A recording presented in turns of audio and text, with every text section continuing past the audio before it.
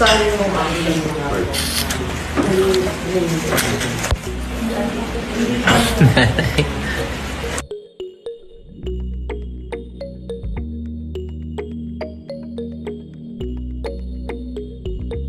Nakauwi na ng Pilipinas ang mag-asawang Vice Ganda at Ayon Perez.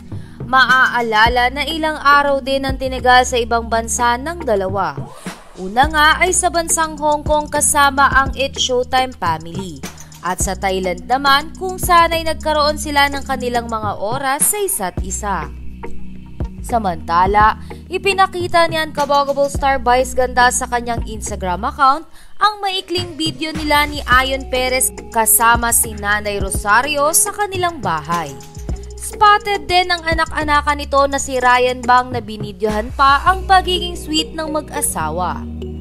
Sa kabilang banda ay labis na ikinatuwa ng Vice Ayon fans ang tila pagiging masaya ng kanilang mga idolo. Sa kabila kasi ng naranasan ng dalawa habang pauwi sa Pinas, ay nagawa pa rin na ipagpatuloy ng Vice Ayon ang kanilang 5th anniversary.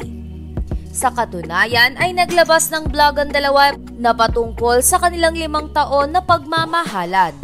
Tumatak nga sa netizens ang mga sinabi ni Ayon Perez na hindi nito kailanman ikakahiya o ikahihiya ang nag-iisang Vice Ganda. Dahil sigurado ito na nasa tamang tao na siya at wala rin pakialam si Ayon Perez sa sinasabi ng iba. Ayon pa kay Ayon, alisin nyo yung galit sa puso at maging maligaya kayo sa kasiyahan ng iba. Gayunpaman ay 2 araw na lang at muli nang makikita sina Vice Ganda at Ayon Perez sa national television. Excited naman ang Vice Ayon fans sa pasabog na performance ng mag-asawa sa pagbabalik ng noontime show na It's Showtime.